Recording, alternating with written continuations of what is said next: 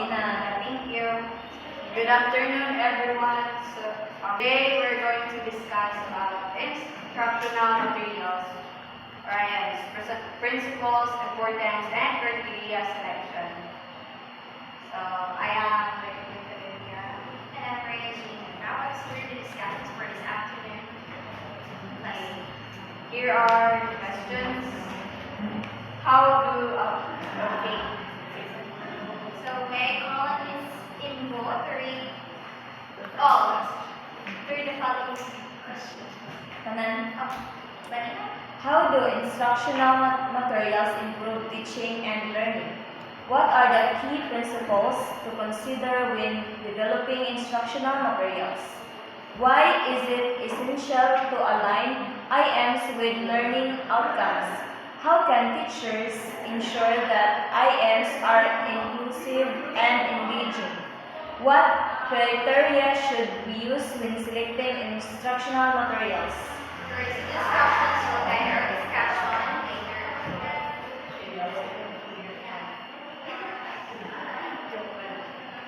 Okay, here is our topic outline.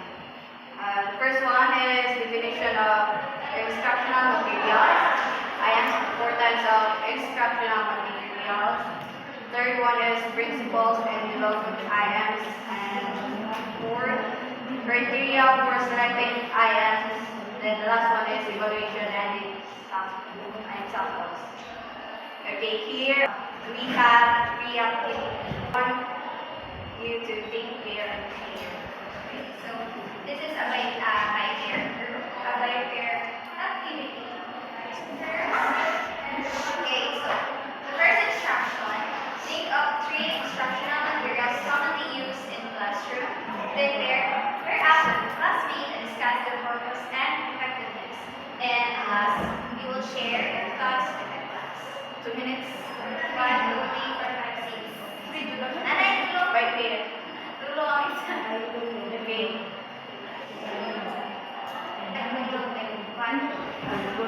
Or 2 minutes. Okay. Sarap. Isa na lang. Ako na lang. Okay.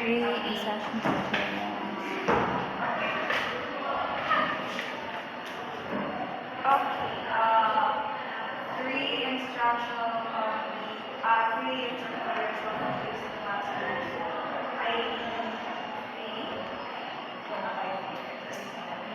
First is visual aids, that is the most common one, and using that to record and such. And then, well, its purpose from the aim, visual aids is to use our visual through lesson and discussion. And then, second is PowerPoint presentation, which is this. Its purpose is, it is accessible, it is efficient, and then it's engaging. There are a lot of comments that like it. And then three instructional materials are open media, that includes videos, audios, not just the visual ones like this. Exactly, thank you, Mrs. Ashley. And next, So the next pair will be at the back. I think one of instructional materials is textbooks. So the purpose of textbooks serve as a guide for learning. Serve as guide for reading. And then, Ms. Yabes. Wala kayo one group sa program. Listen. IS ba? So one of the most common instructional materials I know is lesson plan. So the purpose of lesson plan is the way and process of the teacher and how steps of how teacher teaching the students. Thank you, Ms. Yabes. So let's move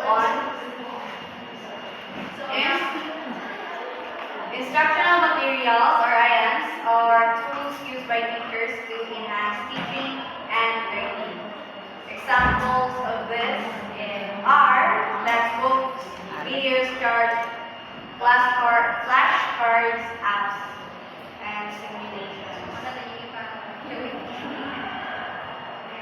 So here are the examples: textbooks, charts,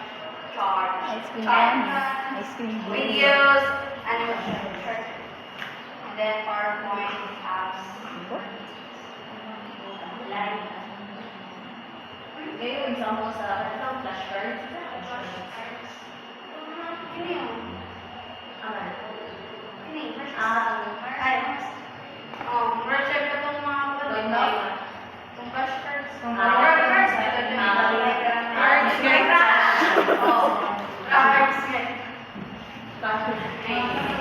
Flash ra mga daw nga katong pangtungit. Muna to siya. Okay. As you can see here, IELTS is really important to gain attention, to inform learner of the objectives, right? To learning, set content, provide guidance, practice, provide feedback, assessment performance, enhance retention, and transfer to the job. Do you agree with this? Yeah. It can lead to management. So actually, participate in discussion features. At that's mga flashcards ni ma'am. Grade 1. Importance of instructional. Okay, so More fun and engaging siya pag inana. Then paano po siya audience? okay, next is the importance of instructional materials. Can you please read this ID? The importance of instructional materials are improving teaching quality, encourage active participation, make abstract concepts concrete, save time and energy for teachers. Okay, so for the improved teaching quality, so instructional materials help teachers explain lessons in a better way. Instead of just talking in France through the IMS instructional materials, so mas makasagot ang students through katong mga IMS displays teachers. So next is make abstract concepts concrete. So some subjects like science and math can be hard to imagine. For example, it's difficult to picture how planets look or how atoms work. So, syempre, as teachers, magkakaroon siya ng mga teachers sa planet. Isa na siya, para ang estudyante yung ma-identify siya, isa po kumana. Example sa katong outer core, inner core, ang icon sa teacher is kanang edge. Yeah, and siya, inner core, outer core, para sa mga Cross, signals. mental, course. So, another one is encourage active participation. So, the students will learn better when they do activities instead of just listening. So, like what we did earlier, we activity to encourage students to participate in class. And lastly, save time and energy for teachers. So, sir, PPT making, kapag PPT ang teachers, para makasimple. Instead of writing the board, madali ang klase. Okay.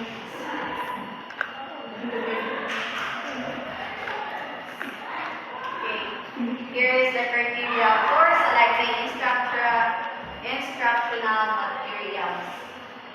Accuracy and visual view alignment to study. Okay, here is the teacher's criteria for determining the quality of instructional materials. So you can read the accuracy, visual activity. SWOT. Accuracy, visual view. No errors or information. Well written, smooth visual. Yes. And the second one. Miss Bo. Miss Imbo. Okay, Ms. Javis, can you read the second one? Alignment to standard depth of knowledge. Aligned standards efficiently addresses standards, appropriate depth of knowledge, questions, and activities. Ms. Rona. These ideas support easy for teachers, students, and parents to use, complete set of instructions, materials, activities, assessments, and answers. Appropriate support in new teachers for Okay, the last one is art. Engagement, ability to meet student needs. Mrs. Sel, engagement, ability to meet student. Engagement sparks student interest, relevant. Differentiation, appropriate material by skill level, language ability, cognitive capability, learning style.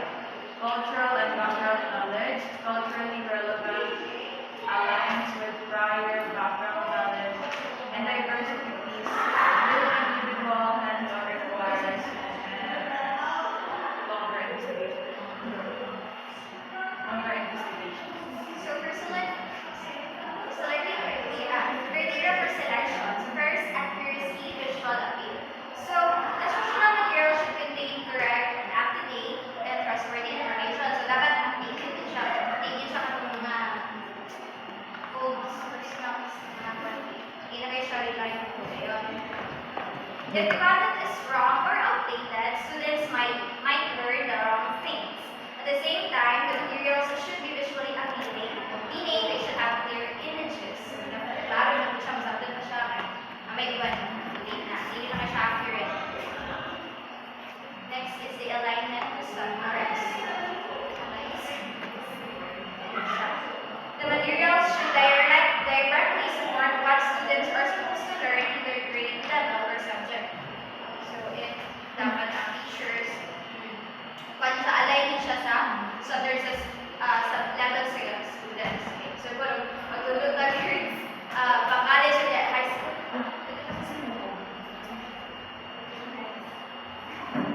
Ease of use and support. The material should be simple and easy to use for both teachers and students. So instructions should be clear and the content should be well organized. So teachers should not struggle to explain the materials. Dapat cluster siya. Hindi siya hassle. And last, engagement of student needs. Good instructional materials should capture students' interest and keep them involved in learning. So, trusted sources for instructional material made by teachers and teachers. Okay, we have those.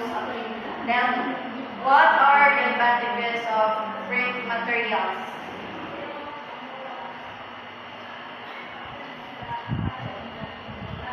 What are the advantages of printing materials? Yes. Isa ni papel? Easy access. Ang saan nilay? What else? Papel ni? Papel or Clearance. kamera? Ikaw na lang. Ibigay na lang. Anak ko na. Tapos activate lang. Sorry, boy. Post Sulat active. natin. Activity na. Ilan mo yung choice first.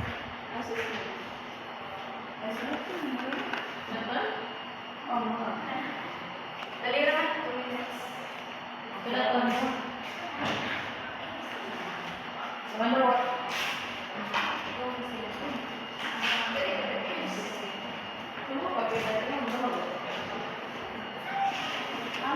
Hindi ka rin ba?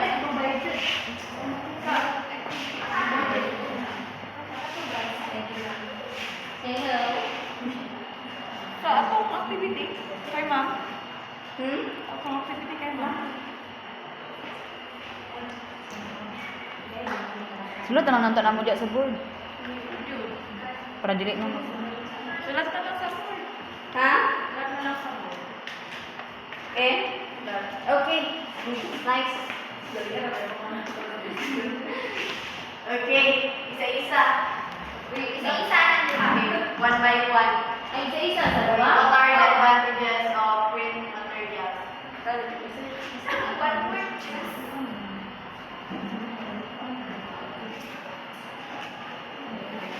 Advantages of these advantages. Okay. Dapat isa. Yung sa gusto muna sila. Sunod na. First one. Yes. Una po. Advantages ko.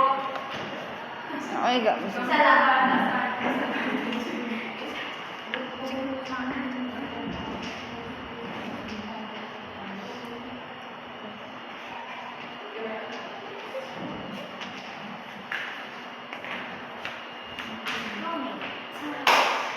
Next, Charis. Sa kung sara na? Sige na. Ano sa ba ang? Lang guys. Wait lang. Kung sa instruction. Wait.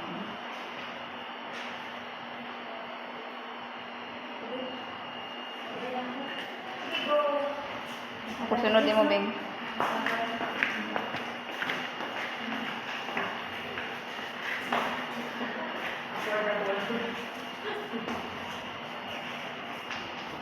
Texting ko, texting ko.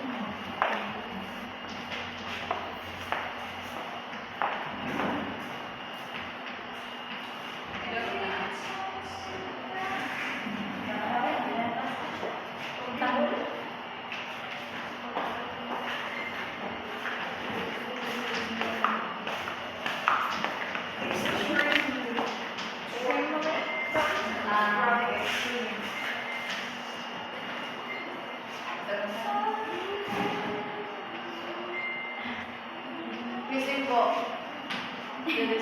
Disadvantages. Wait lang.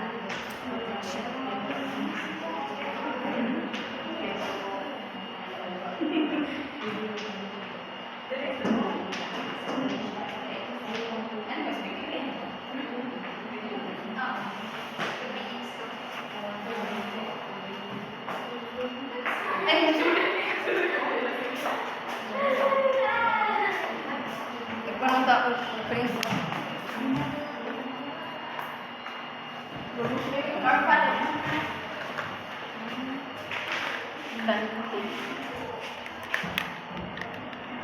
Daw, sa science. Satu na daw. And so on. Disadvantages. Also, hindi mo na missing po. Banda to ko, kanang, hindi na siya need, o kanang pan ba? Wi-Fi na ba?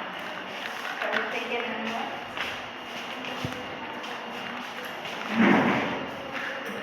Paano po siya tawagan ni kanang?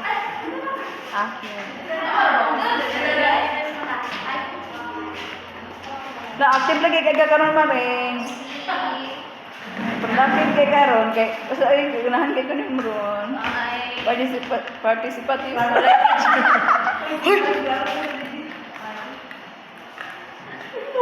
Naman ni video dire daw sa post. Ang grabe. Namay line word. Uy, namsa.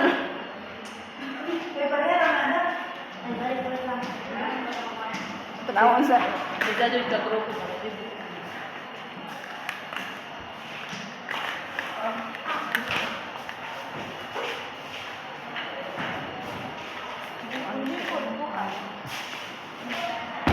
Uy, ang cellphone, guys. Dili, pag mutingdog ra.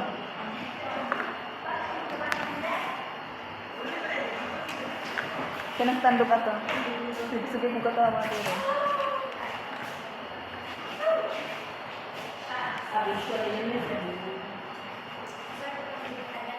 Naman gapoy visual. Mga picture di ay kung mga print. Audio lang wala.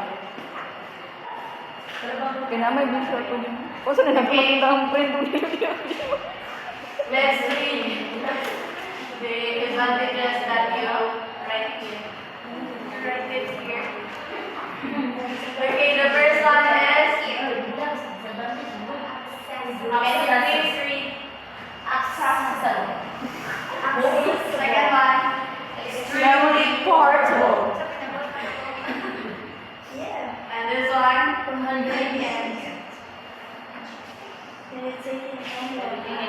Can be taken anywhere, G. Define ng access. okay, define can be taken anywhere. Secret. Why? Explain na po. Why is mo advantage? Why kay? Kuan man siya, oh. Accessible. You're right, print materials can be taken anywhere. And also it is accessible if like printing. And also extremely portable. And Convenient siya. Kay. And here, the disadvantages. Can you read this one? Not interactive Compared to digital materials. Why? Tungo. Why is it not interactive compared to digital materials? Module. Ano man? Why?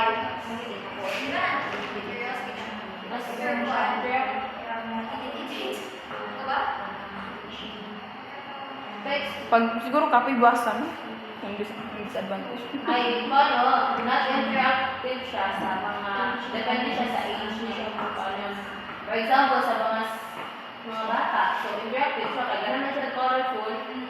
Pero pag sa mga minari para sa tuwa, ganun, yung mga na time consuming man ang printan. Pero now may mga printed materials na intended for Sa tong age. engagements like Oh. colors. Also, Layuan digital naman tayo. materials includes videos. So, mas engaging din siya pag digital materials kaysa sa print materials. Weh. Insay reference ni Mara. Like. Dito. Ako dito. Ako dito. Oh, kay dili man pwede. Nanay reference. Basahan ninyo ang sa katong isend ni ma'am. Not the reference. Ah, na dito. Wala na ako na-remember kung sa to yung propose. And second one, no visual elements. Disadvantages. Wala na ilabot ng vision. Kay paano siya Audio ra. na-operate when it comes sa teaching language and kanang Nara siya yung mga visual. Pag kita ka rin mo. Oh, audio ra wala. Kaya di na na ako makukuha ng picture. Mag-focus pa ka ba? Para itong ingon ni Mamba nga, pag sa kuan ra, pag visual lang, mag-focus na juga di pa rin ng... Dili man kay paano siya kanang kanang siya depende man kay May sound. di na siya operate pa when it comes sa kuan para mag-teaching language and ang visual concept. Ha, Kevin? Visual concept. Ay, nasa kuan, nasa visual, nasa audio. Kay print man. Napay isa. Okay. Who wants to add more? Dapat di-add.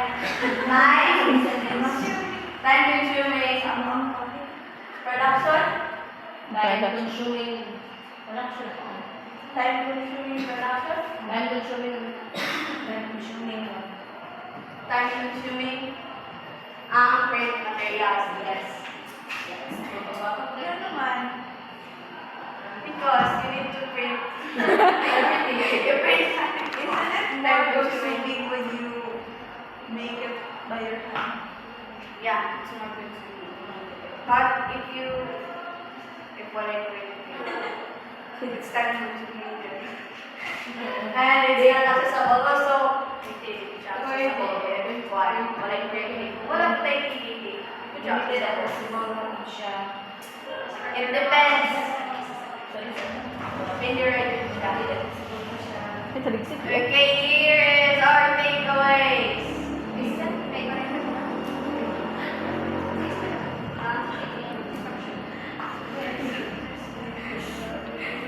So, the first one is instructional materials are essential tools for enhancing teaching and learning. Effective design and selection ensure better learning outcomes. Is it really effective if the design is plain lang siya? Is it effective? Pero nag-depend na siya no? Like kung sa title defense or sa mga researches, plain lang.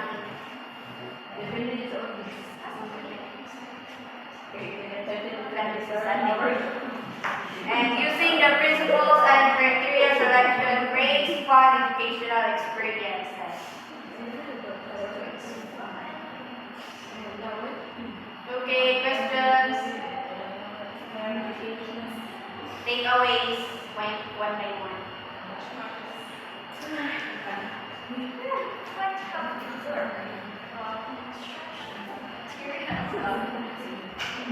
Okay.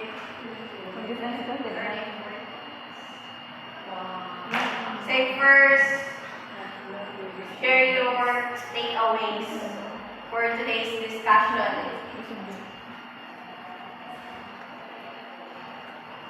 Share your takeaways.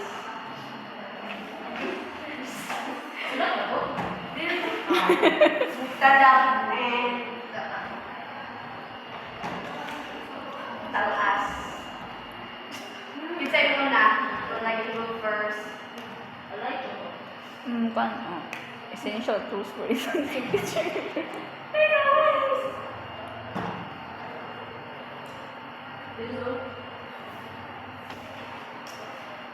It helps increase active participation in the learning process while saving teachers' energy, reducing the teacher-centeredness in teaching. Yes, it helps.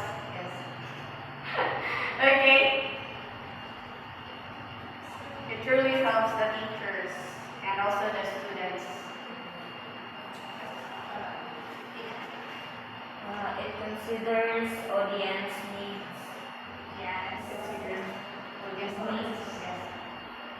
Welcome to Okay, assessment.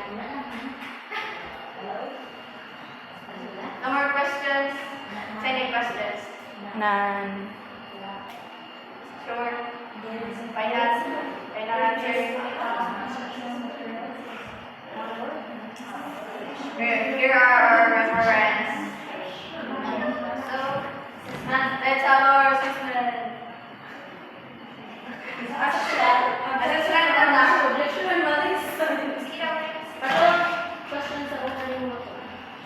Okay, let's go here. Let's check your knowledge.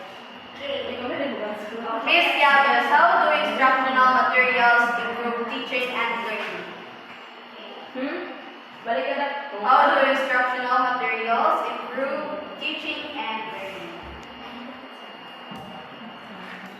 So, for me, improving teaching and learning through instructional materials, it can give students more interactive and can help the student. It can help through instructional materials. It can also help the teacher. That's all. Thank you. Okay, instructional materials help teachers and also the students will learn more. for them to actively participate in the class. Miss Juan, what are the key principles to consider when developing instructional materials? Just give one. What principles? Active participation.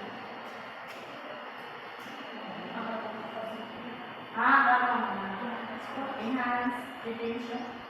Yes. It enhances the student retention.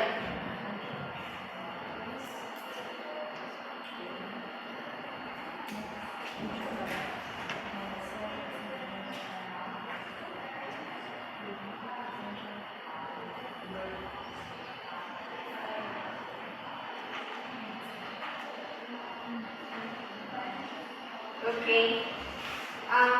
Would like to answer number 3. Why is it essential to align items with learning outcomes? Miss Kingo, now why is it essential to align items with learning outcomes?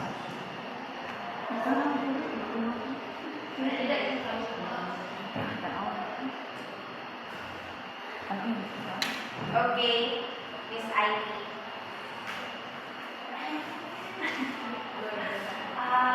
It is essential to align items with learning outcomes because it can improve the teaching and learning of the student through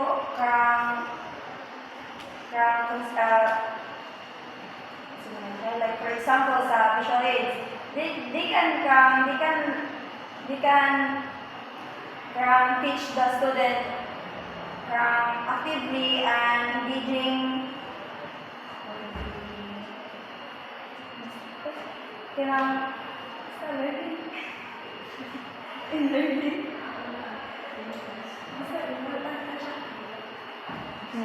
Question number 3. Why is it essential to align IFS with learning outcomes? So through using IFS, it is very important because when it comes to for the learning outcomes, so gusto man kayo makuha sa students na learn,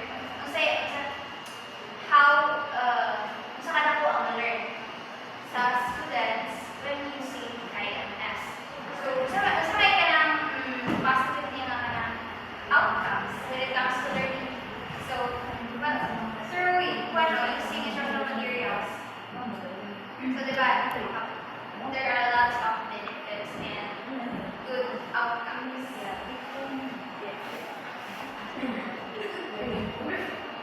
Understandable. How can teachers ensure that items are inclusive and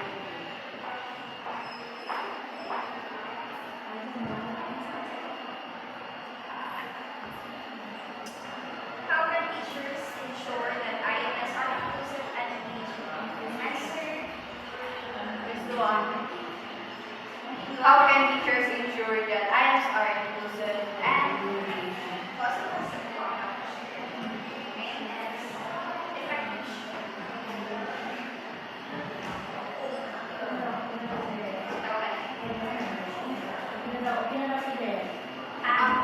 sige. How can teachers ensure that items are inclusive and engaging? Teachers ensures that items are inclusive and engaging for the students by creating a fun activity to create a educational That affects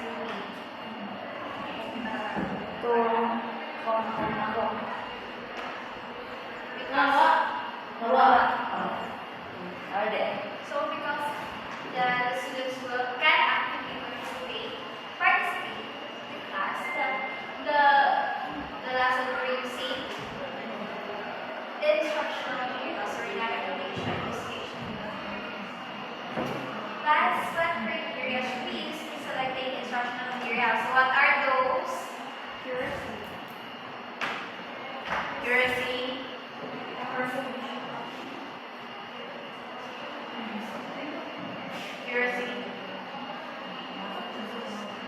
What criteria should be used when selecting structural materials?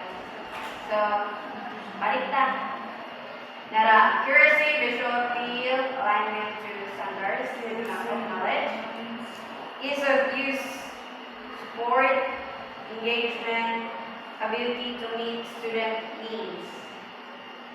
So, these are the teacher criteria for determining the quality of instructional materials. Makita mo na if engage ang student, if mo participate sila, makita nyo nga ang mga instructional materials are effective. The following are to be considered when it comes to selecting instructional materials. Kailangan mag-engage siya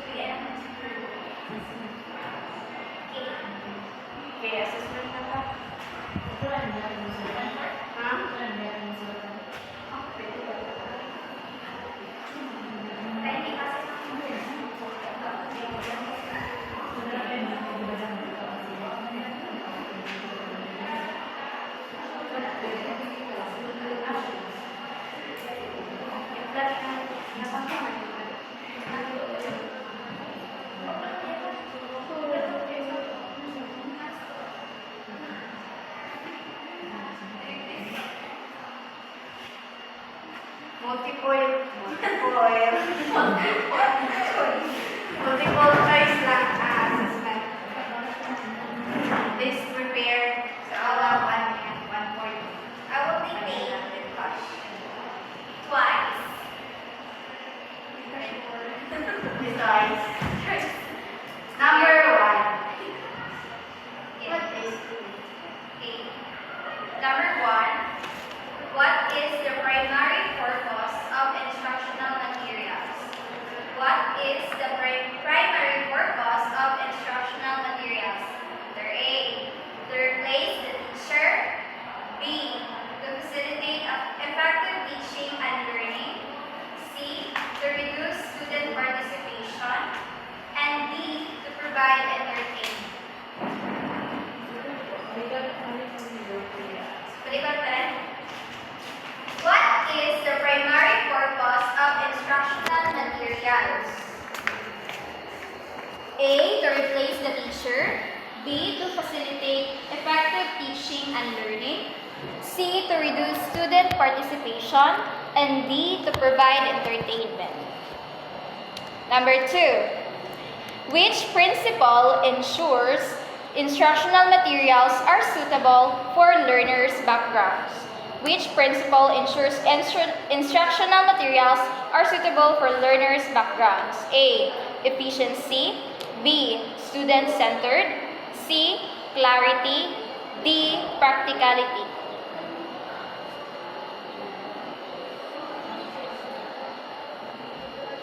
Number 3. Balikan. Which principles ensures instructional materials are suitable for learners' backgrounds? A. Efficiency. B. Student-centered. C. Clarity. D. Practicality. Number 3. Number 3. What does alignment to standards mean in selecting instructional materials? What does alignment to standards mean in selecting instructional materials? A. Matching IMs to students' preferences. B. Ensuring materials are easy to use. C. Reflecting curriculum goals and learning outcomes. D. Promoting inclusivity.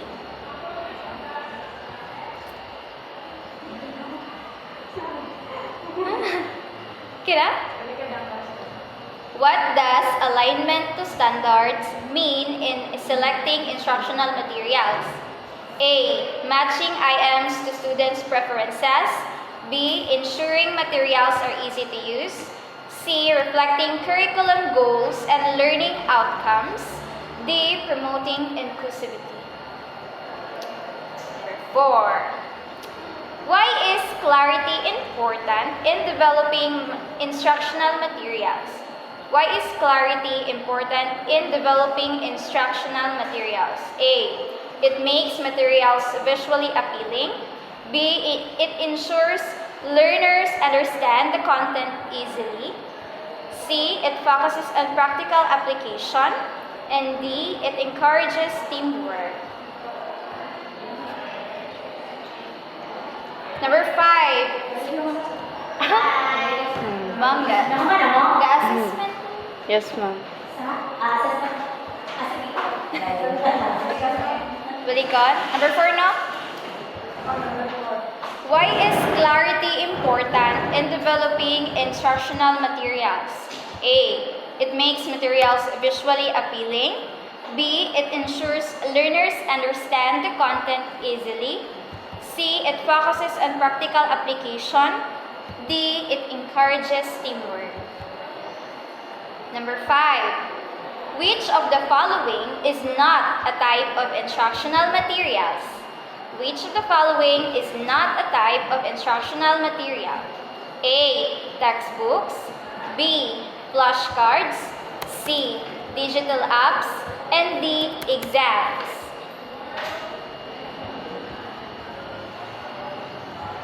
Okay na? Balikon. Which of the following is not a type of instructional materials? A. Textbooks. B. Flashcards. C. Digital apps. D. Exams. Number 6. What principle focuses on connecting lessons to real-life applications?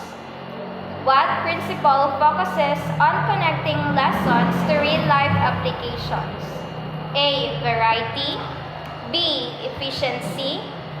C. Practicality. D. Student-centered. What principle focuses on connecting lessons to real-life applications? A. Variety. B. Efficiency. C. Practicality. D. Student-centered. Number 7. Which criteria focus on capturing students' attention and interest? Which criteria focus on capturing students' attention and interest? A. Accuracy. B. Engagement. C. Inclusivity. D. Alignment to standards. Okay na? Number 8. What is one advantage of digital instructional materials? What is one advantage of digital instructional materials? A. They are inexpensive to produce. B.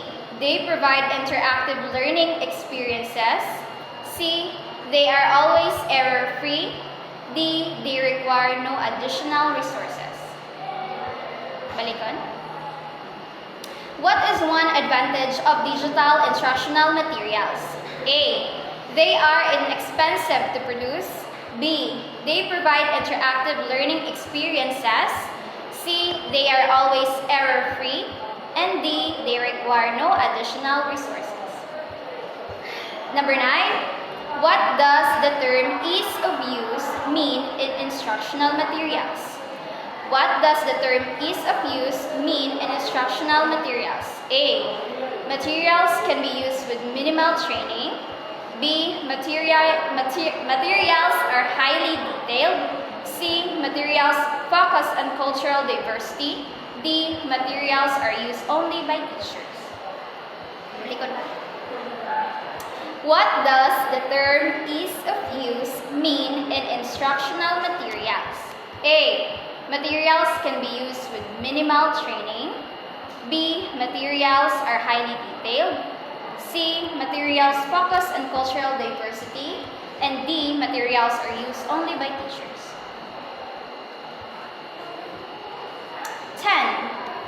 Why is it important to evaluate instructional materials? Why is it important to evaluate instructional materials? A. To identify areas of improvement. B. To reduce learning cost. C. To encourage student independence. And D. To avoid teacher involvement.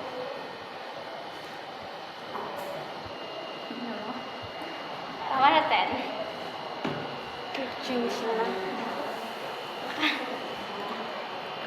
Exchange your paper. May sa discussions yung paper. And then also the day-to-day.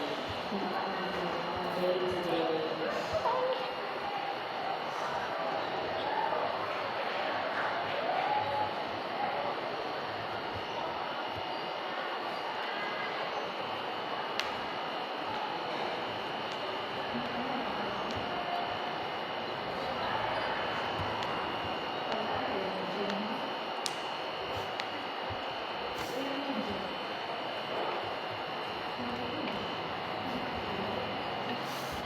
Okay na? Ha? S. Hala, asa ka na akong B. Kasi, binulin mo ulay? Ha? Ano sa ng S? Superbiga. Check pa tayo. Tanong ka mga check pa ba? Check pa. Excuse me, ma'am. Ma'am, i-check pa na mo yung assessment nila. Ako ng